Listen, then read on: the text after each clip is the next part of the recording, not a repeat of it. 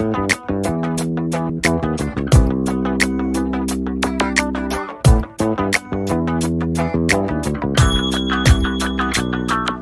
everyone, welcome back. It's a beautiful Monday afternoon and I am getting ready to go to the bookstore. However, for once in my life, I am not going there to shop. I was invited to an event with Sreyavt Books, which is an imprint of Simon & Schuster, so I thought I would just bring you along with me. Now the invitation said, and I quote, "A cozy evening with Sreyavt Books," and they said that there would be a couple of their authors coming, I'm pretty sure, as well as a couple of arcs, which I'm very excited for, of course. And I also think that quite a lot of the people that I met at the last event I went to with Hachette are going to be there as well. So all in all, it's just a very fun bookish evening. I have no idea what to expect because this actually came as a shock to me. I have never worked with Simon & Schuster ever.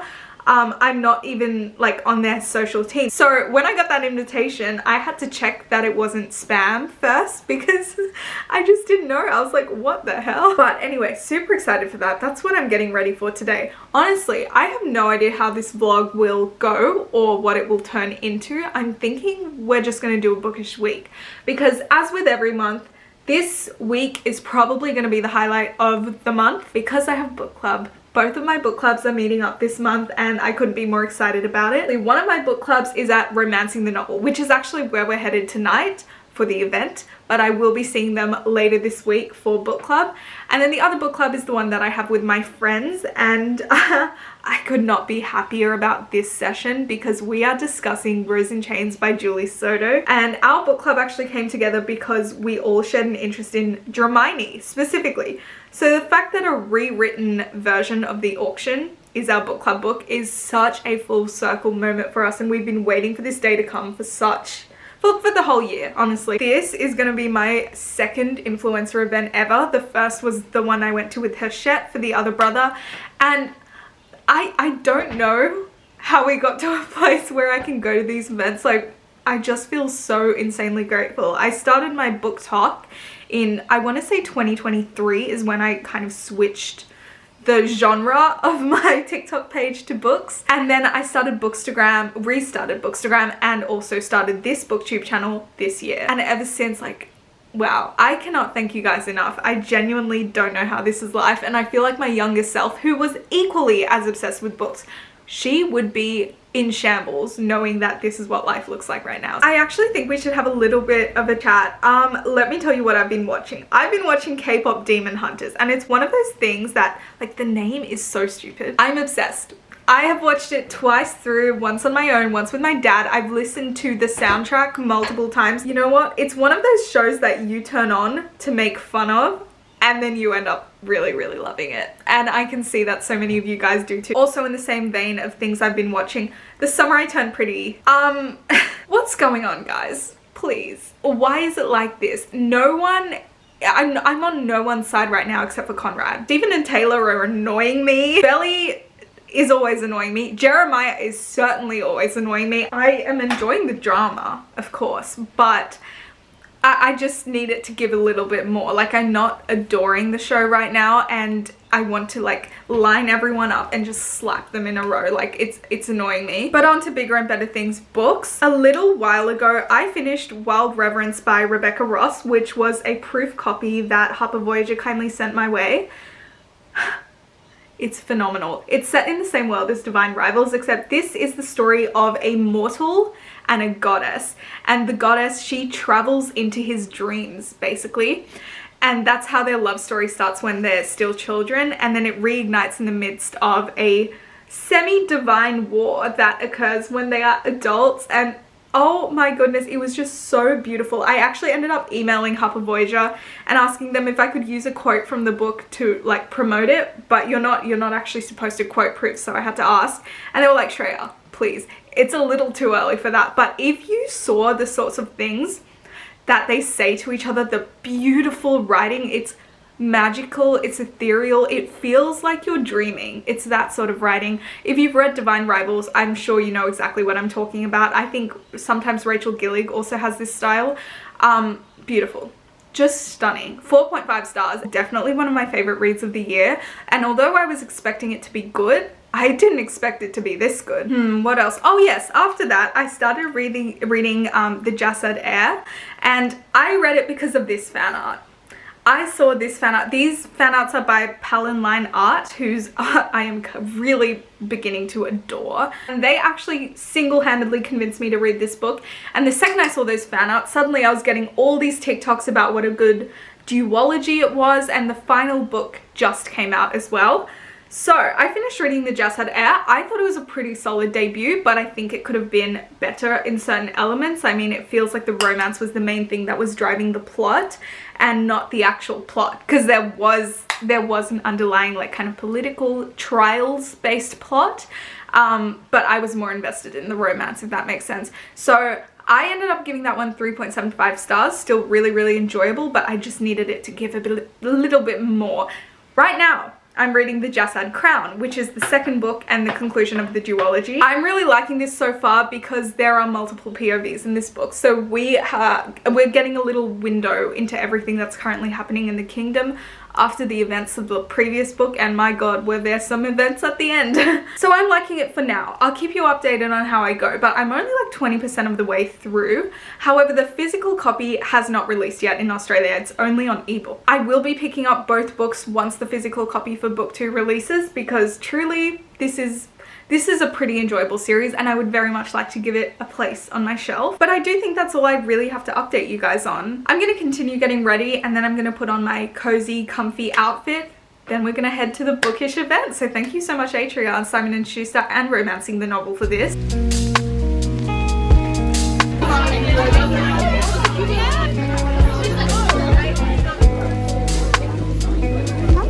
I'm back from last night's event, and honestly it was such a good time. There were so many familiar faces there and so many people I made friends with too. So we went into Romancing the Novel and we got given a little broken heart at the very beginning. Actually, I think I still have my heart.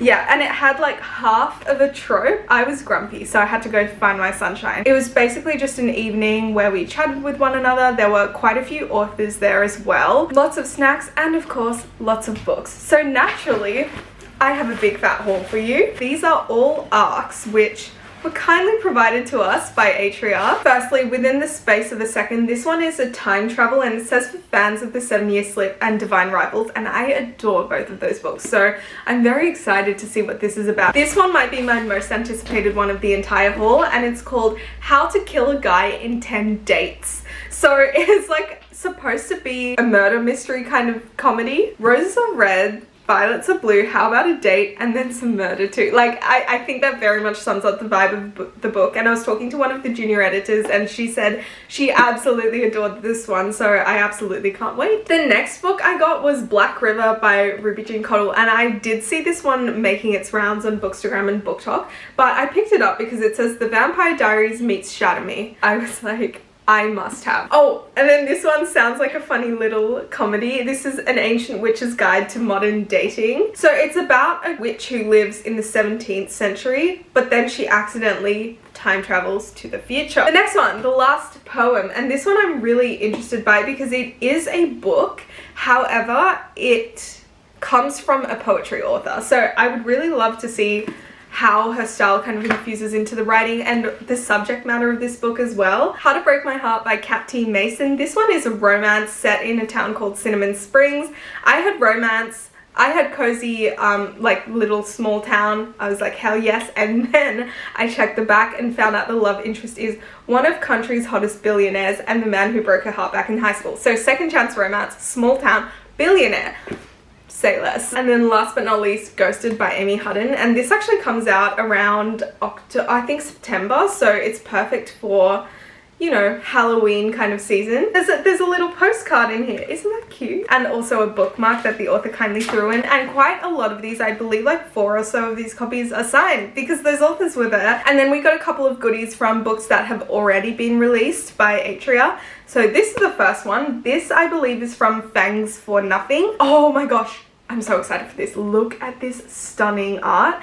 This is for Stacey McEwen's A Forbidden Alchemy, which is definitely on my TBR list because I don't actually know too much about the story except obviously the setting, but also that this character is supposed to be very much a Tommy Shelby sort of character, and I heard that and I was like, that's all you have to say. I will be reading it, and this beautiful art makes me want to read it even more. And here's a little card for Jodie McAllister's new book. And then Romancing the Novel also threw in a little goodie pack for us. Beautiful Romancing the Novel bookmark, and the back says she has a book for every situation, like the Harry Styles song. And this is bookmarked by Freya. And then we have a couple of stickers, an Atria book sticker, Read More Romance, a Romancing the Novel sticker. And that is the haul. I can't believe that this is live, because what do you mean bookish events? What do you mean 7 arcs? Like, this is insane to me. Thank you guys so much, and thank you to Atria and Romancing the Novel for this, because I had a really good night, and it's incredible to see so many people who just love the same things as you do in one space. This was actually to celebrate the launch of Atria Books, which is Simon & Schuster's imprint. Keep an eye out for their books, because all of these sound so incredibly good, and there are so many that have already been released that are on my TBR. My plans for today: I have to get a couple of photos for Instagram, and let me give you an update on my book. 40% in. I'm liking this one a hell of a lot more.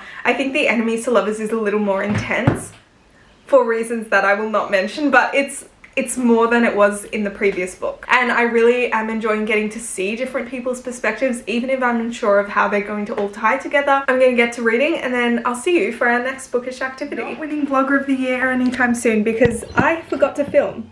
And I am in fact about to do something very bookish, so just in time. I am on my way back to Romancing the Novel to go to book club. It's a couple of days since I last saw you. I finished the Jasad Crown, by the way, which was, it broke me. My heart, I feel like I've been killed, quite frankly. Now I decided I want to do a complete genre switch up. I don't want fantasy right now. I don't really want romance necessarily right now. So I thought, what better time than now to start reading this proof. It's How to Kill a Guy in 10 Dates. I heard so much about it from one of the Simon & Schuster girls at the event I went to on Monday. This girl goes to a speed dating event, but people start getting killed at the table. It's supposed to be a sort of comedic murder mystery. I don't know. It just sounds great. I just think that would be a nice switch up from what I just finished reading. Anyway, back to book club. If you saw last week's video, you know exactly what I read. It was Whispers of You by Catherine Cowell. Very gorgeous book. I didn't enjoy it as much as I thought I would, but it was a quick and easy read. And interestingly, this does have a bit of a mystery plot in it, because, well, it opens with our female main character getting shot. A very different sort of second chance small town romance, and I do appreciate what the author was trying to do with it. It didn't hit that hard for me, but that's okay. I am part of 2 book clubs. This is the first one. Hilariously, the second one is meeting up tomorrow, because we always pick the exact same kind of time frame within the month to do our book club meetings. I'm going to head to Romancing the Novel now, and we're going to see book club again. I really, really do love it there, and I think we're doing pizza night this week, so last night was absolutely fantastic. Obviously I didn't film a lot in there, because you guys know at this point exactly what Romancing the Novel looks like, because I film there so much. But yeah, we had some pizza, there was some wine there. It was all around just a very, very lovely evening. And the thing about us is we talk about the book for like 5 minutes, then we just yap on about life, about different things, about fandoms. So it's always the best time. Like we always say in our group chat, best time of the month is book club week. It's so comforting, especially because we all know each other by now, because we keep turning up, this same group of girls. Anyway, that's all done. Very excited to go back to the book club next month, because they've actually picked a book that I checked my Goodreads reviews. I have read it and I have enjoyed it, so very excited to go back. We have something else going on today, my other book club. This is the book club that my friends and I started together, and the book that we discussed was Rose in Chains by Julie Soto. If you've been following around for long enough, either here on my TikTok or on my Bookstagram, you know I absolutely love Rose in Chains. I think I've mentioned this too, but the reason that this specific book club and I became friends was we all liked Dramini fanfiction, and one of the most famous ones is The Auction. Rose in Chains is a reworking of The Auction, but it has no connection to the original story, but it very much follows the exact same bones or structure. Even though some of our members are not coming this evening, they have read it, or they will be reading it, because all of us have just been waiting for this book to come out for such a long time. Anyway, I'm very excited to go discuss Rose in Chains with them, but before we do that, I saw something on TikTok recently, which was that pistachio matcha is currently in the city. Currently around 3:30 p.m. Gonna go get a pistachio matcha walk around the city, maybe read a little bit, and then we're gonna meet up with the girls for book club. Now, speaking of reading a little bit, I did finish How to Kill a Guy in 10 Dates. I loved it. It was so much fun. I couldn't put it down. I was on the edge of my seat. I did, however, guess exactly what would happen. I guessed around 40% in. I just had a feeling and I was absolutely correct, but that didn't tarnish my enjoyment of the book or anything like that. So I still think it's a solid, I think somewhere between 4 to 4.5 stars. I had such a good time reading it. It was such a quick read, and I really did fear that a reading slump was coming on after I finished the Scorched Throne duology, like the Jassad Crown. I was scared of a reading slump, so I think picking up such a fast-paced, witty little thriller was the perfect way to go, and I think if you enjoy slasher movies like Scream, you will adore that. Anyway, let's head into the city.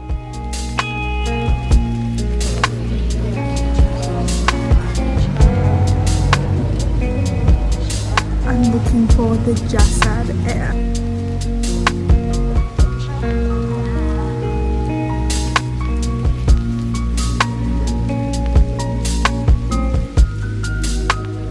No pistachio matcha, no Jassad Air. I'm just gonna walk to book club. I'm in a bad mood. Down to edit this video, and then I realized I never even wrapped it up. That was a week in the life of a bookish influencer. I had a lot of fun this week. Not every week is like that. It's just because it was book club week and it coincided with the event as well. So it was such a good week. Another thing I forgot to show you, I did get a little bit of book mail from publishers, and the first one was this one. It was What Fury Brings by Trisha Levenseller, and it's a kingdom ruled by women where the women must kidnap men from neighboring kingdoms for marriage. I requested this one because I actually heard Trisha Levenseller talk about it at the Sydney Writers Festival, and I was like, I must get my hands on that. I did actually end up reading that this month, but you'll have to wait for my reading wrap up to see my thoughts on it. And then the other book I got sent, I'm very excited about this one. This is Once a Villain by Vanessa Len, and it is the conclusion to her Monsters trilogy. Such a good series. I will talk about that a little further. I haven't read it yet. I will be reading it in August, but I'm so thankful to have gotten that book mail because I love that series and it's so incredibly underrated. So with that being said, I will see you next week for our July reading wrap up. Bye.